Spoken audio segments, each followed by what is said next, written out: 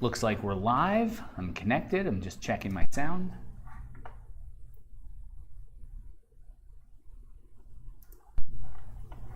There we go.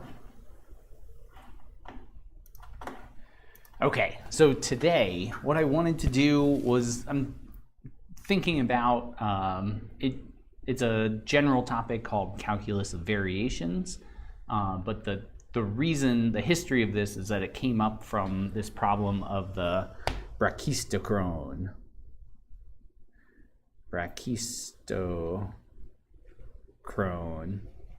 And if you look up videos on this, and there's some cool animations of things happening, but the main thing is like, what is the if you're rolling down a hill, what hill makes the shortest amount of time to get to the bottom? So we imagine that we're something with no, there's no rolling inertia. So its kinetic energy is just like 1/2 mv squared.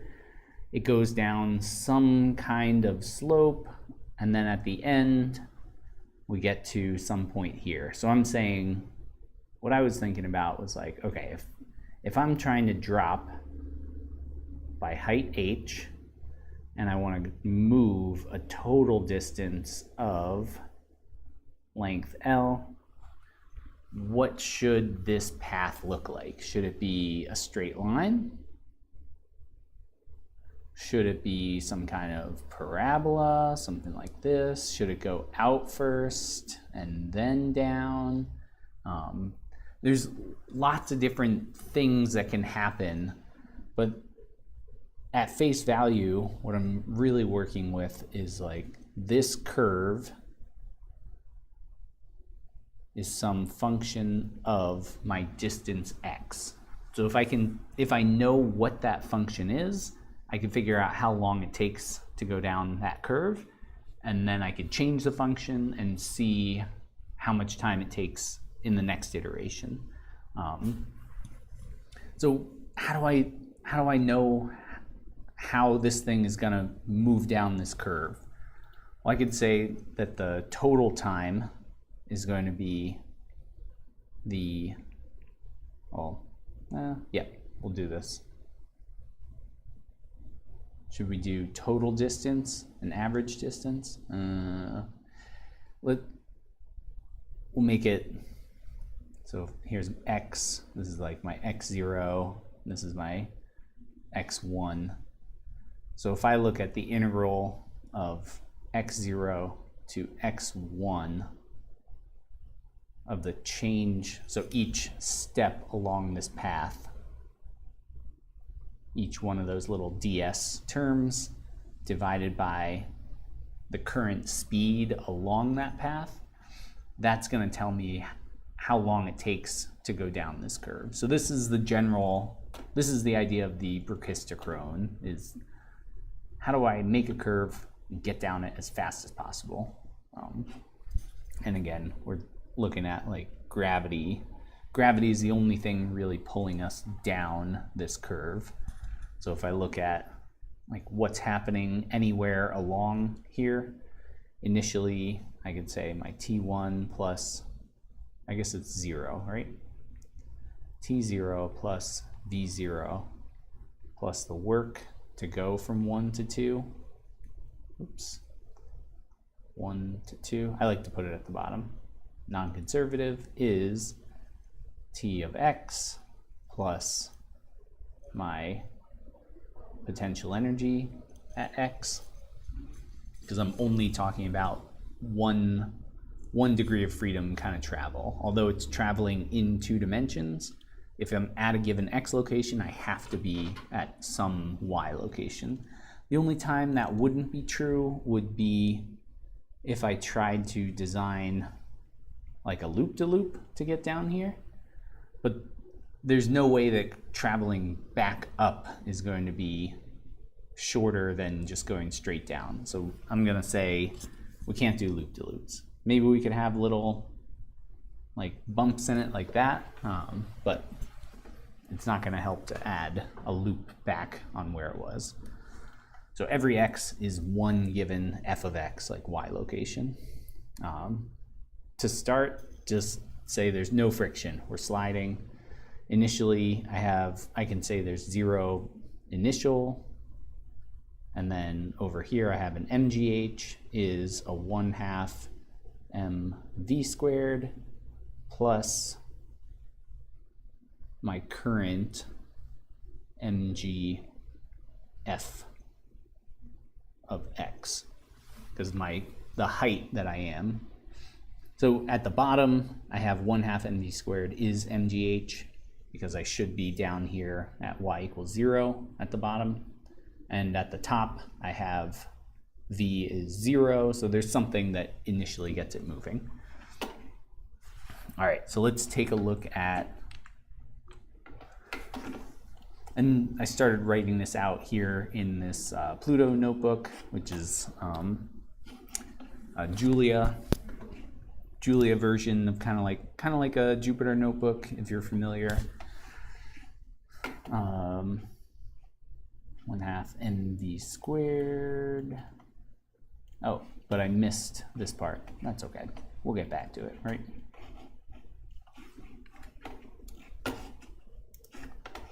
So we want to say in here, this should be an mgh, and over here plus mgf of x, and so v is h minus f of x, like that.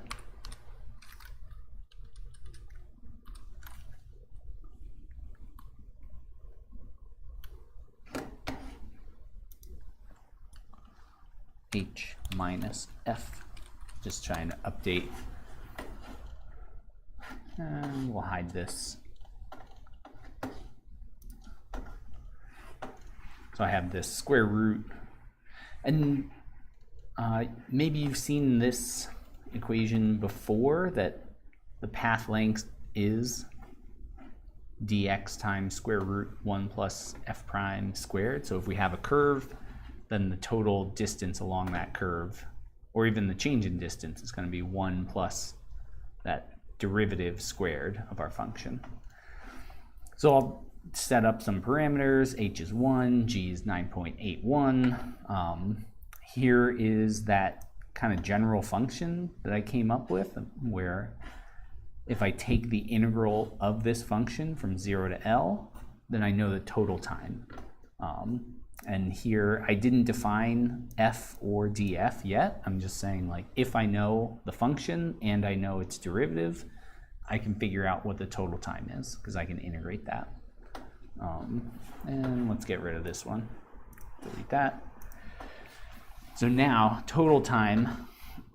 Here I'm gonna do some numerical computing, because I'm just trying to get a sense of, like, how does this brachistochrome work? Like, if I know a function and I want to change parameters of the function, how can I change that? So coming back here, simplest case is it's a straight line.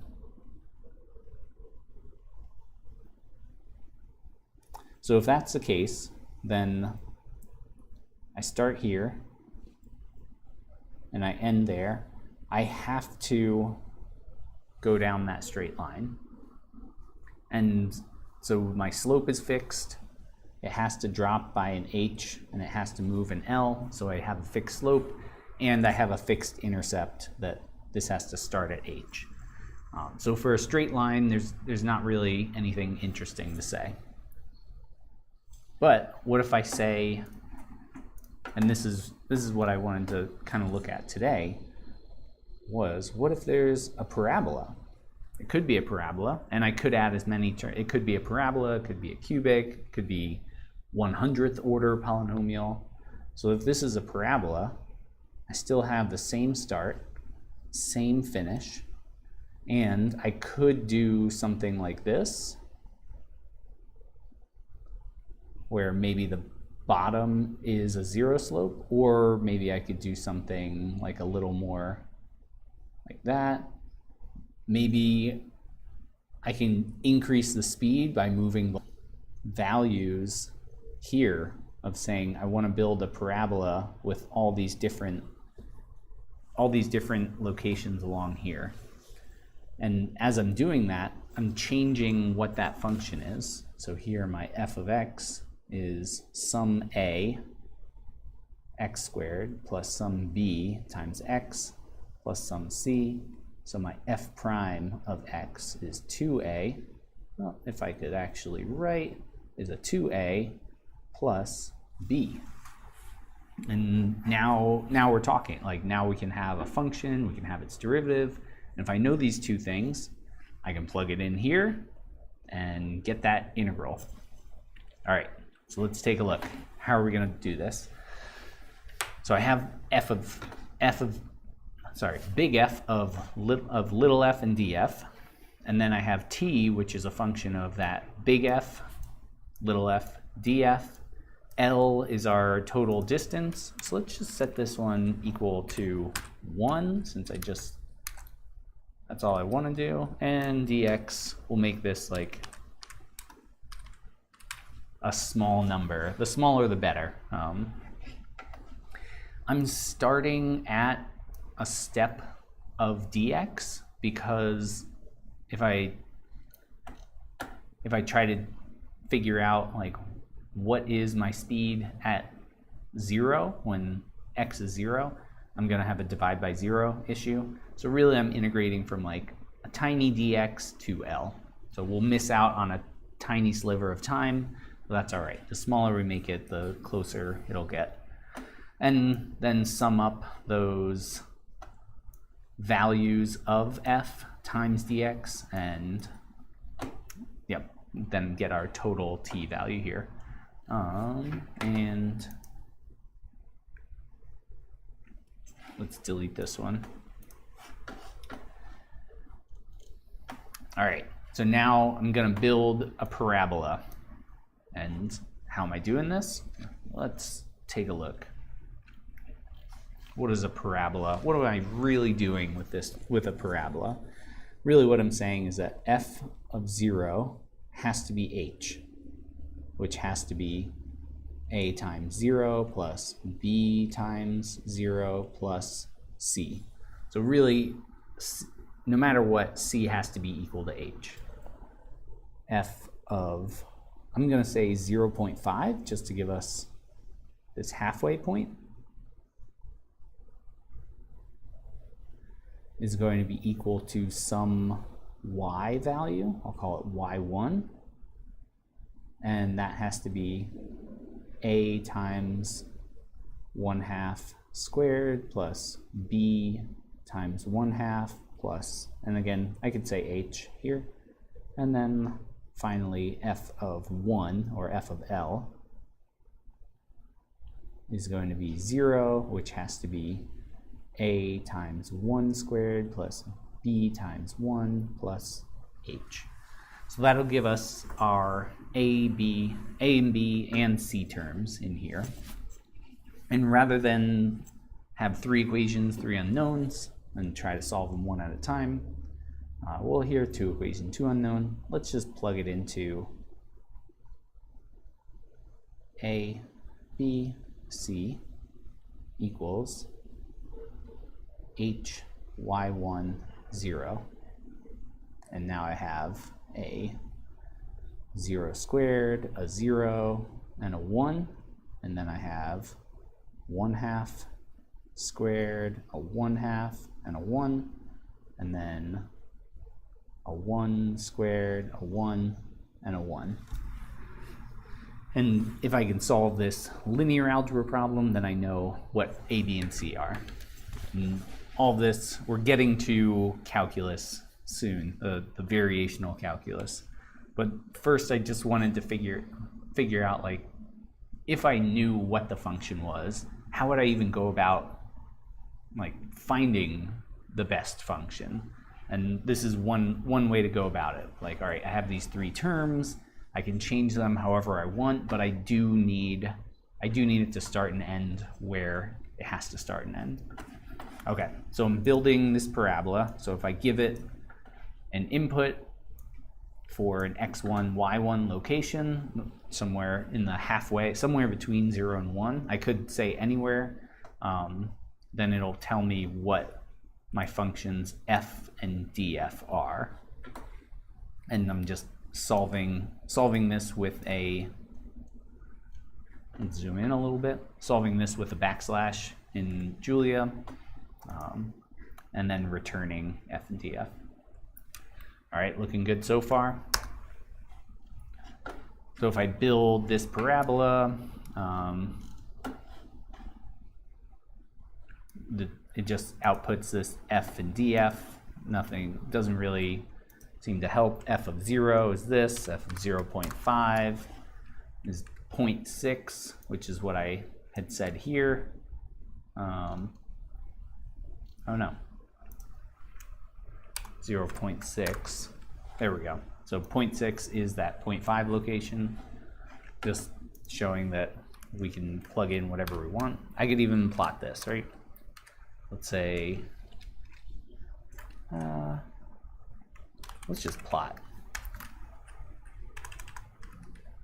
And I think I can say range 0, 1 like this. Too many parentheses. Nope, not enough parentheses.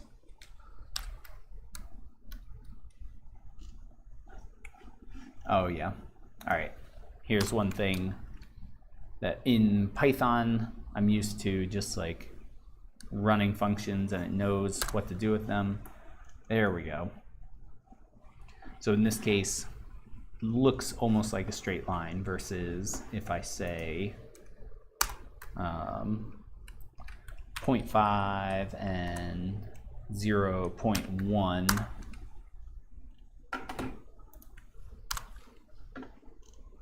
Oh, still looks the same.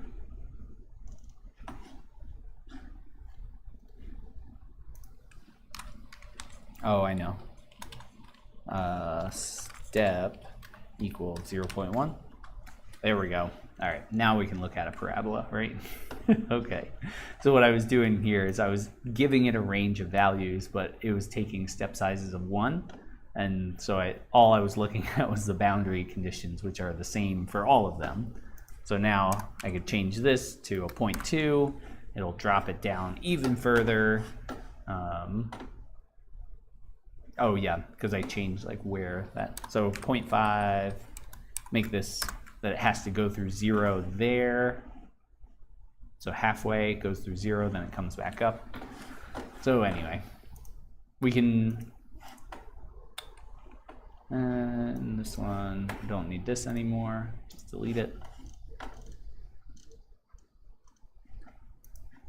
So I'm building parabolas, I'm using plots. Really, I should have put this one up at the top, but that's okay. Here's a whole bunch of parabolas. So 0 to 0.7. So along here, I'm crossing through 0 on this first one in y2, in this like y2, versus way up here, I'm crossing through 0.7 and then coming down. So this one's kind of like the slope decreases at the end versus slope decrease right at the beginning, and then popping back up. And in this case, what I'm doing here is make an array of times based on however many y values I have. Plot all these different curves so I know what they look like. Looks kind of pretty. So nice rainbow colors here. dx, making some dx steps for here, build that parabola, and here, let's plug in that same dx, just like that. And this one shouldn't need that, but that's okay.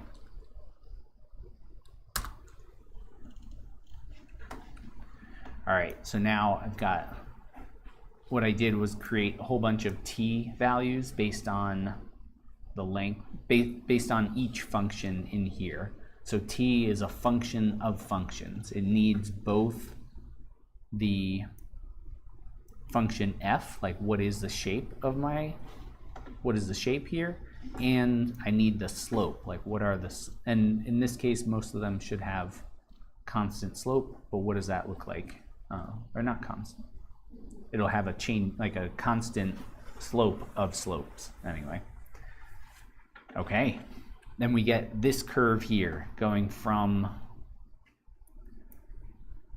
like if I say I want to cross through that 0 halfway, where do I end up? Versus somewhere down here, it seems like it's our minimum time.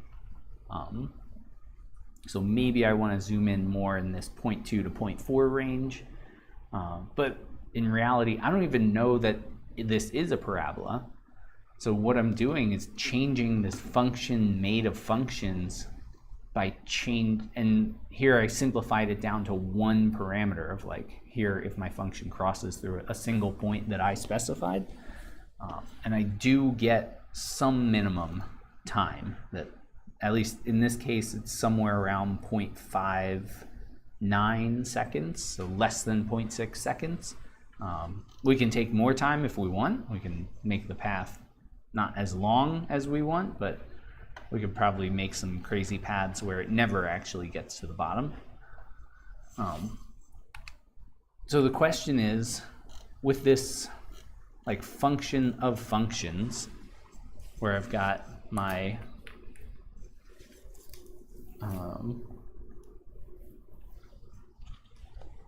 let's make a new page, right?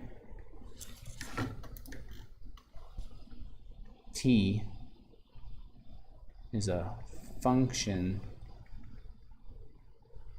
of f prime, and then technically like x and t, like not really t because it's, but we could say that it's some function of like f prime, x and t.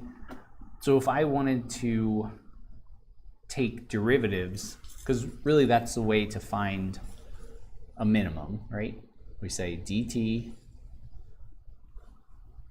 what is dt, and whatever, it's a partial of t with respect to f times df plus a partial of t with respect to f prime times df prime plus the partial of t with respect to x times dx plus the partial of t with respect to time times dt.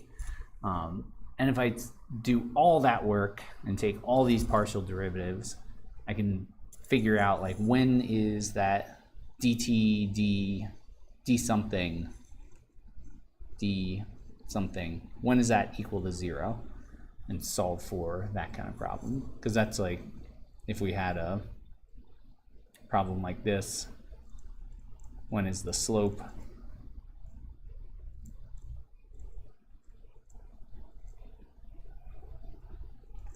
when we have slope is 0, we know we're at the minimum of whatever kind of function we made.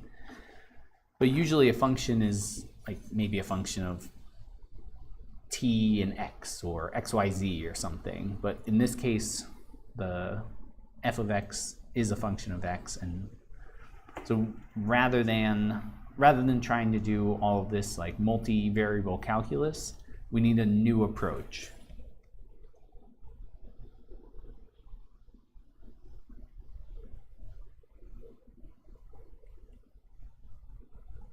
And t is going to be called this functional. So it's spelled like functional, but pronounced functional, just because we're academics. We like to invent new words or take old words, change the pronunciation, and say that it's something new. Really, we need to like invent some new words for some of this stuff. So t is an integral of, and let's grab our equation, from x0 to x1 of square root 1 plus f prime squared all over root 2g times square root of f minus h, like this, and all that dx. So I could also call everything in here f, and f is a function of my little f and my derivative of little f. So my shape, my curve shape, and the derivative of my curve shape, like all the slopes along the way.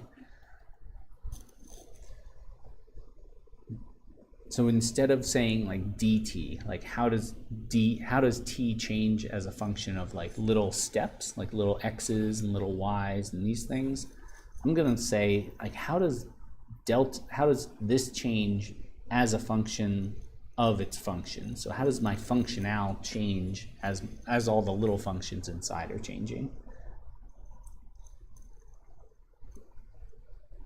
So this is going to be the delta x1, x0 to x1 of f, where this is f and f prime, dx. And we don't have to get into the math right now, but I can take this integral and this delta and say, whoop, this is the same thing. Put the delta inside that integral and move on from there. Doesn't seem very important right now, but the nice part is now I can start looking at what's inside here instead of trying to take the integral and then change it. Because that's what we did. That's what I did here to try to get a sense of like how do functions actually change the time. So as we're moving through these different points, there's definitely a slope here, because we could take a diff of t array over this diff of y1s, and maybe, oh yeah, probably I need that dot in here. And now I probably also need to start at 2 and go to the end. No?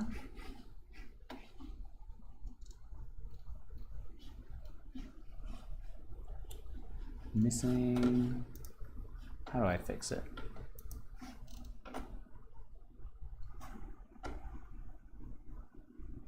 What did it do? Oh, 2 through the end. Oh my god. All right, let's accept and run. Okay.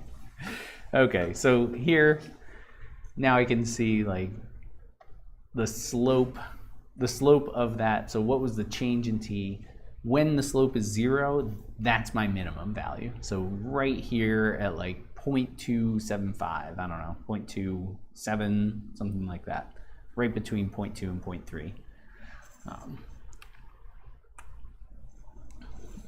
But I can't really do that when I have like here I took the function and just turned it into one parameter, like what is the one location that I'm going through. But I need to do it for all functions, even stuff like it could have been a sine wave, it could have been an exponential curve, it could be all sorts of stuff. So let's add another page and look at this delta f. This is the change in f with respect to f times that delta f plus the change in f with respect to my slope of f, that little f, so the slope of my curve and my curve itself, times that df prime. And I can add all these other terms, like df dx times that delta x plus df dt times that delta t. But these little, here I'm changing like a whole function. So this delta f is describing like if I go from this to this along this whole thing is a delta f. Meanwhile, a delta x, there's nothing there. Like I'm still looking I'm still going from x0 to x1. So that's got to be 0. Like I didn't, by changing f, I didn't change my x parameters. Maybe there's a case where that is the case, where that does happen, but that one's got to be 0. And same thing for this, like delta t, like that one's an independent parameter. So the fact that I'm going from 0 to capital T, like really there is a change in capital T, but it's not, but that's what I'm trying to calculate. So I don't want to say that the function is it could be a function of itself, like a differential equation, but really these are the things that I care about. How does t change as I'm changing this function, not just parameters of the function, like the actual thing of itself. Okay, so now I have these two terms, a delta f and a delta f prime, and I don't even know what those are really. So let's break this one out. I'm gonna do this.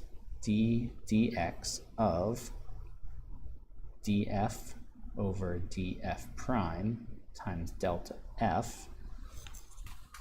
That looks a little weird because it's not the same here. But really what I'm doing, this is called integration by parts. This is equal to df prime times delta f prime, which is this term, plus dx, oops, like that, times df prime times delta f. Okay, cool. So if I take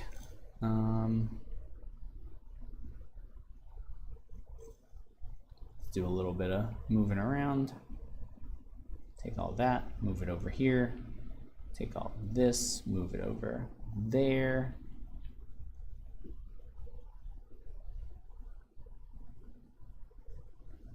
give myself a little bit of room, and just rearranging this equation into a form that I want it, minus, I think I did that right.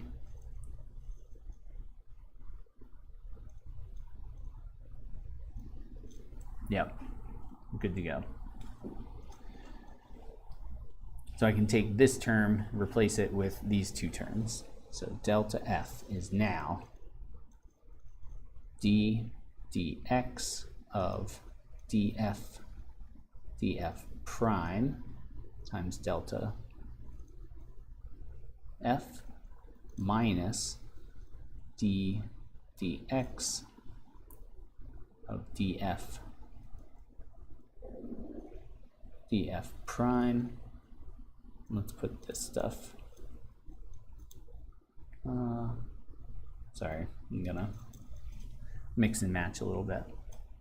So a df minus this dx of df prime, all times that delta x, like this. And remember, the change in this time is the integral of that delta f dx, so from x0 to x1.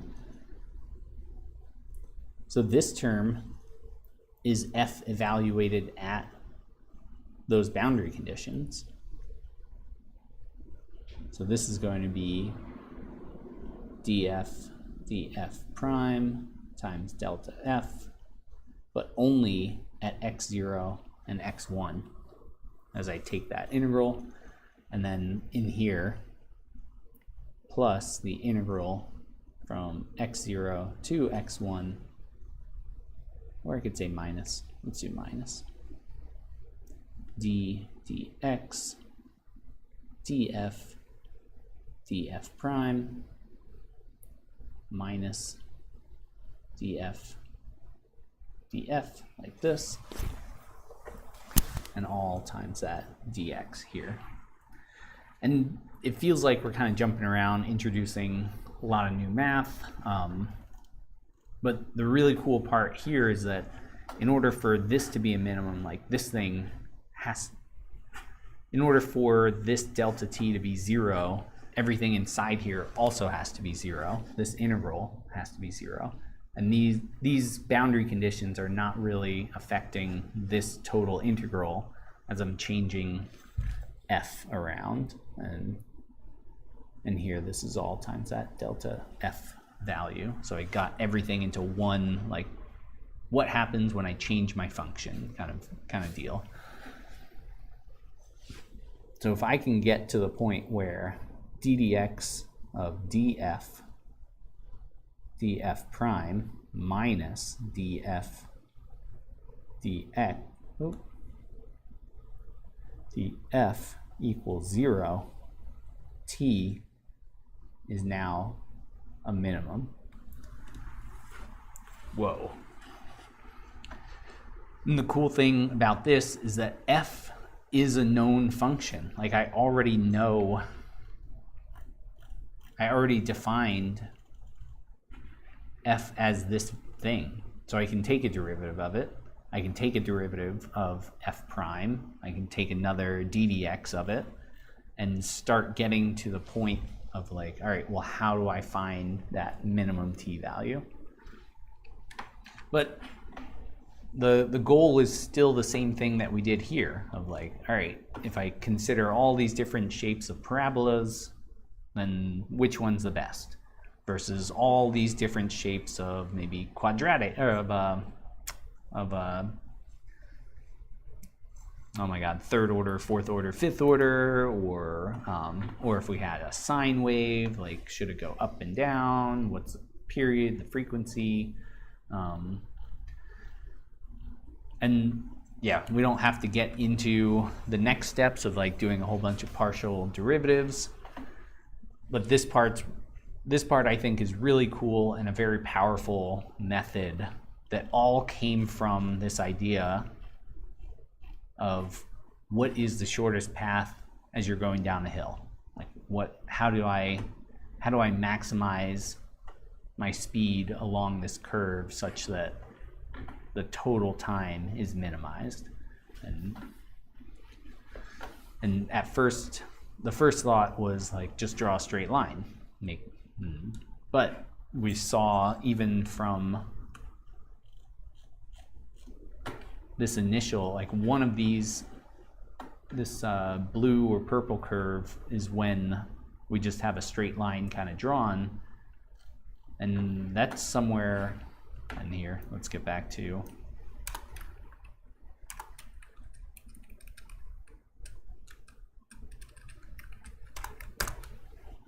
that's somewhere over here of like this is the straight line, or wait, 0.5 should be up here. So there's definitely room for improvement even with just parabolas and straight lines, but is there room for even more improvement? And we'll get into that in the next, as we kind of revisit this and keep looking at like how did the Lagrange equations even come about? Like where did they come from? And the answer is from this differential, from this calculus of variations, the idea that if you have this function made of functions, the functional, then you can start looking at how it changes as the individual functions are changing. And big changes because it's happening across the whole thing. Cool. All right.